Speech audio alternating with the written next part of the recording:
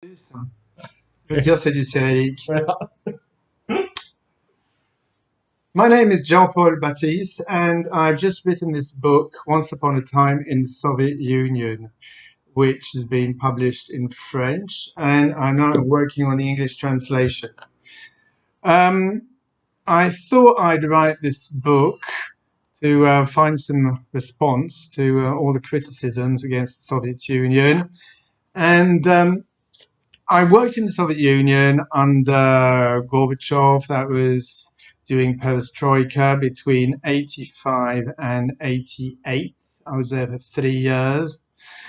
A lot of books have been written about the Soviet Union, but the problem is most of the, well, supporters of the Soviet Union tend to be based outside the Soviet Union itself, which is why, if you like, their analysis of the Soviet Union was very sound theoretically, but unfortunately sometimes didn't quite fit in with everyday life in the Soviet Union. In other words, like for a potential reader would have liked to read more about the implications of all these theoretical achievements of the Soviet Union in practical terms. And also, I worked on Zinoviev, for instance, Alexander Zinoviev, on his works and the conclusions he came to when he was a dissident in the Soviet Union, although he turned out to be the greatest pro-Soviet in the end, because they didn't know the West, you see. So it's the same thing again. They wrote about their own country, but they couldn't compare it with the West. Now, a couple of recent books have been trying to make amends, like Irina Malenko's Sovietica, but once again, her book was written for an ex-Soviet audience, whereas my book is written for Westerners, and I tried to tell about things that I noticed in the Soviet Union that people didn't know about.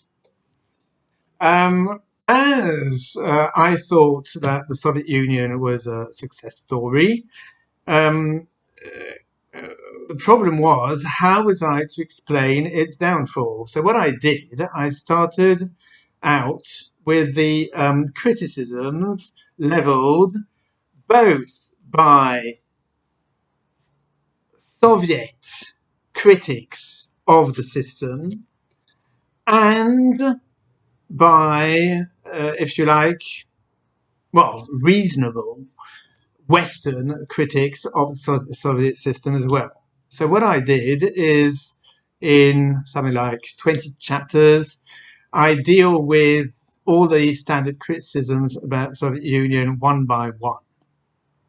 Now, when all that is said and done, the problem is, as I tried to answer this criticism, I'm left with the biggest one of all.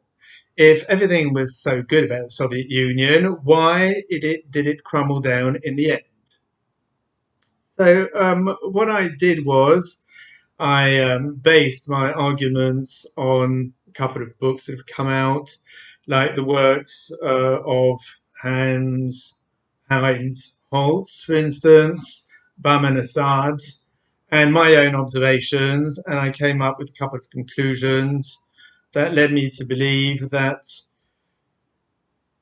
unlike most explanations that come out of the downfall of the Soviet Union, like some people say that it was due to the external environment, which isn't true according to me, because the Soviet Union had never been so strong as when it fell apart. Allegations of corruption, for instance, that I never witnessed myself, the black economy. I did live in the Soviet Union for 3 years, and I never came across anything like that before.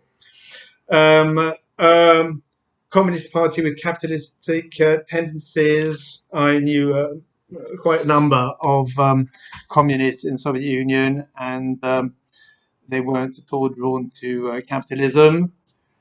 So, and then Eastern Europe, of course, the difference between Eastern Europe and the Soviet Union were the factors that led to the downfall of socialism in Eastern Europe the same as those which led to the crumbling down of the Soviet Union itself the same?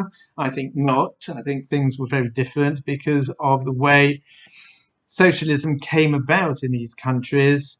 In Soviet Union, of course, socialism came about thanks to a revolution, which wasn't the case in Eastern Europe, where in the best of cases there were national revolutions, but otherwise in most Eastern European countries it was a result of the Second World War, obviously of strong communist parties.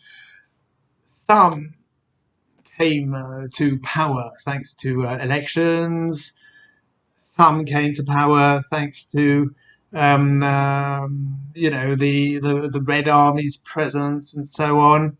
Anyway, things weren't as clear-cut as in the Soviet Union itself. So I think books which have tried to explain the downfall of socialism in these countries don't adequately reflect the situation in the Soviet Union itself. Now, the conclusions I came to were that there were a couple of internal problems within the Communist Party itself that by themselves had a raison d'être, were justifiable in precise historical context, but which put together, again, in a specific historical context, led to the downfall of the Soviet Union. The first being the confusion between the administration and the party. The party became an arm of the administration, or you could say the administration became an arm of the party. All this happened in Stalin's time.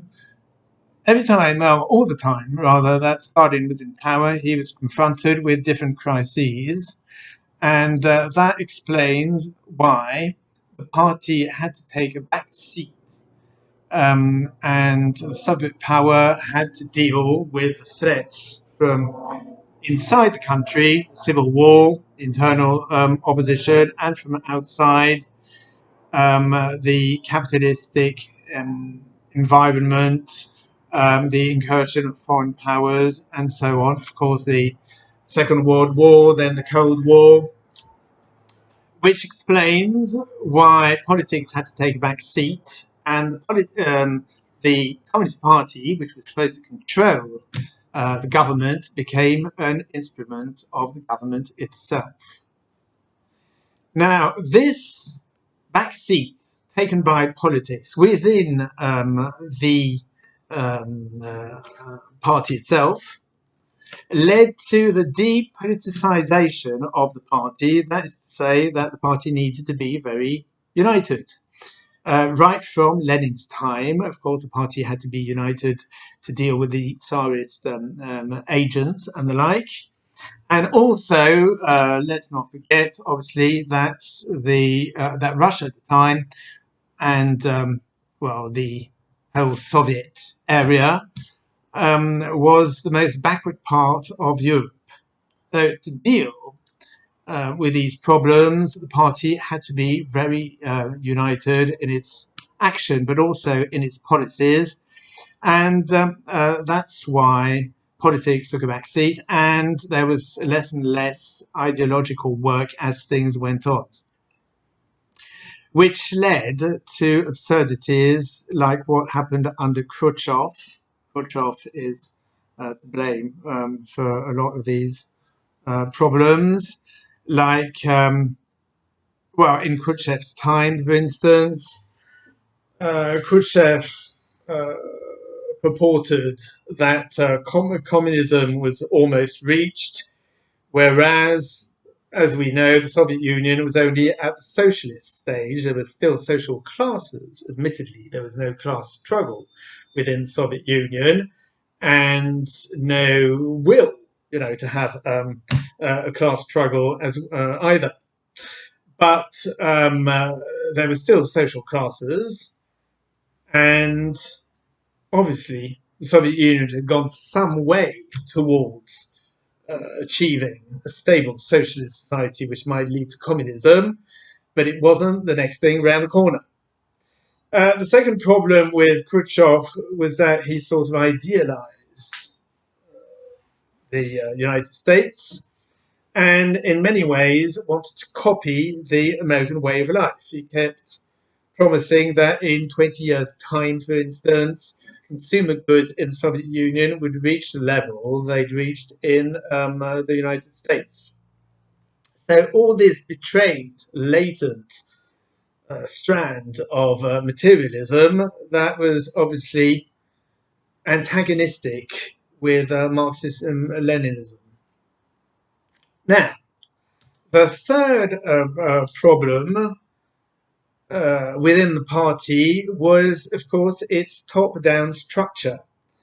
This structure had been devised, once again, to make the party more centralist than democratic. So democratic centralism was what the party was all about.